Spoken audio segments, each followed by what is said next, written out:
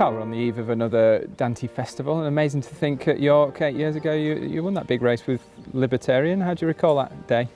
It was a fantastic day. Obviously I was coming back off a suspension, so the licence was still in Elaine's name, but to sort of get a big win like that was a huge kick for us, and to go on and then finish second in the Derby as well made it even sweeter. And looking ahead to your potential runners on the Naysmire this week, one really stands out, Lady in France, a filly in the Duke of York, who probably has a little bit of unfinished business. She's quite lightly raced for her age, isn't she? She is, very much so. She didn't run at 2. The owners have been really patient with her, and she is a little bit ground reliant. You know, we've never ran her on fast ground, so that's probably one of the reasons why she's hasn't got many miles on the clock. We felt she was very unfortunate in the Abbey last year. Take nothing away from Kevin's horse, the winner, Glass Slippers, but we gave it a hell of a lot to do. Our filly had a hell of a lot to do after a furlong, and only got beat length and a half, 2 lengths at the death. So 6 furlongs is a little bit unknown for her. You know, we've always felt she's better at fast run 5, but she's a year older, and the ground is, as we said before, the ground is a must for her. So with the ground being soft, it's the owner's local track. You know, we're going to give it a go over the 6. At this stage of the season with a filly like her, how close to her peak do you think she might be, or do you think later on into the year we might see her really come to the fore again? Yeah, very much so. She's always been an autumn filly, really. But that said, she's had an away day. She had a gallop at Newcastle a couple of weeks ago and come through that really well. So whatever she does, she'll improve on. But look, she's there to go. This is her last season. She's off to the paddocks at the end of this season. So if she does get the 6, it'll open up a lot more options for her through the year. Another speedster in action, slightly lower level, but in the famous King Power Silks now. Rayong has options, but a useful horse on his day, isn't he? Yeah, he is. He's. I don't think he's going to go up into black type races, but in those high class handicaps, you know, again another horse he's by Mason that wants a bit of cut in the ground. So I think a stiff 5.5 is probably his optimum, but you know, that's why we're not running in the 6. I had him entered in the 6 on Wednesday. He'll run in the 5 on Thursday. York might just be a little bit of a quick track for him, but we'll give it a go on that surface. And how do you weigh up the chances of El Kazam? He's got a good chance. Disappointed last time, ran badly actually last time round Wolverhampton. We're not sure why. He's working really well. I think the 7 on turf will suit really well. This morning at the yard here, we've seen a huge bunch of 2-year-olds, a really promising bunch, lots of beautifully bred 2-year-olds, both colts and fillies. You've got one stepping out onto the turf at York in the week. A Dandy Man, obviously you've done pretty well with Dandy Mans in the past, Dandalla among others, but Corker runs on debut. Yeah, nice horse. He's just ready for his first run now. Shown plenty of toe at home. Won't be an easy race. We're not going there thinking we're a good thing or anything, but I'd be disappointed if he doesn't show up well. Yeah, and we've had a couple of his brothers. El Kazam is actually he's a half brother to El Kazam, but he'd be a speedier type than him. Panassian was another brother that we had who was a quick sort of mid-90s sprinter, and this fellow would be very similar to him.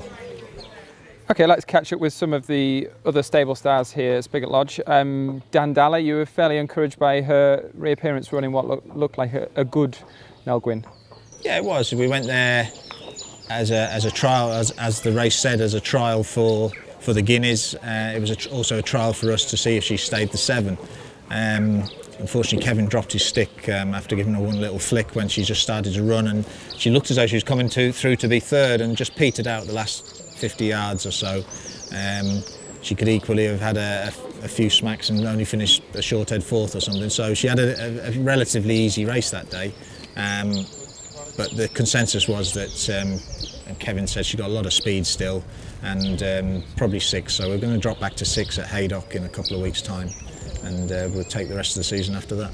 And we've been here before with 3-year-old fillies from the Burke yard. Obviously, Quiet Reflection, your first Royal Ascot winner those years ago. How does she sort of fare in terms of comparison with her at this sort of stage of her 3-year-old development? I'd say Quiet Reflection probably was a speedier type. You know, probably shown a little bit.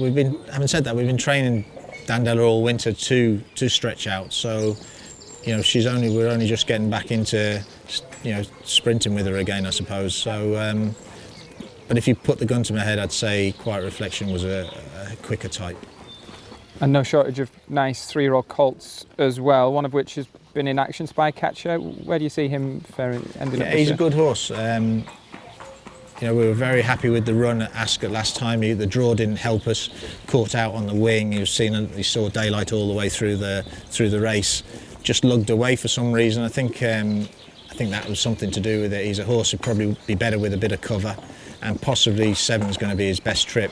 We've got entries for him coming up over 6 and 7 listed races, so we'll try one of those and then make our minds up whether we go to Ascot or which race we go to Ascot for, Commonwealth or the Jersey. And another one seemingly going the right way this spring is Ickerstaff. Now a mark of 92 now, you suspect there might still be a little bit of wriggle room there? I do, yeah. I think he's well handicapped off that, or certainly he can win off that. Ran very well at Newmarket in a 4-runner handicap a couple of weeks ago at the Guineas meeting, but the ground was just too quick for him really to really show his best. He ran respectably. He's got an entry again back at Newmarket now we've had this rain, and he could probably go there and then step up in class later through the year. Now there's a small glint in your eye, Karl, this morning talking about a horse called Wizard de Moor. Can you sum up him, where might we see him next? Yeah, he's a lovely horse. A little bit unfortunate the draw didn't do him any favours last time, and again things just didn't go to plan in the race at Thirsk.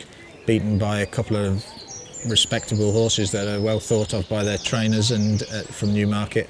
He'll go up to Carlisle a week Monday, 17th, and you know, I'd expect him. He's a horse with a big future. It's not all about the budding stars. Just a final word on the hard-knocking sprinter, Lord of the Lodge. Named after you, is it, Karl? Not me, no, I don't think so anyway. No, he's a lovely horse, and I'm sure he's got a black type race in him, a Group 3 in him somewhere along the line, but for whatever reason we've ended up keeping him and owning him ourselves, so we can do what we like with him really. We've ran him in a couple of handicaps now, and he won very well down at Lingfield on their Good Friday meeting. That was a good performance off top weight. Not sure where he goes yet. He might go to York for a handicap coming up.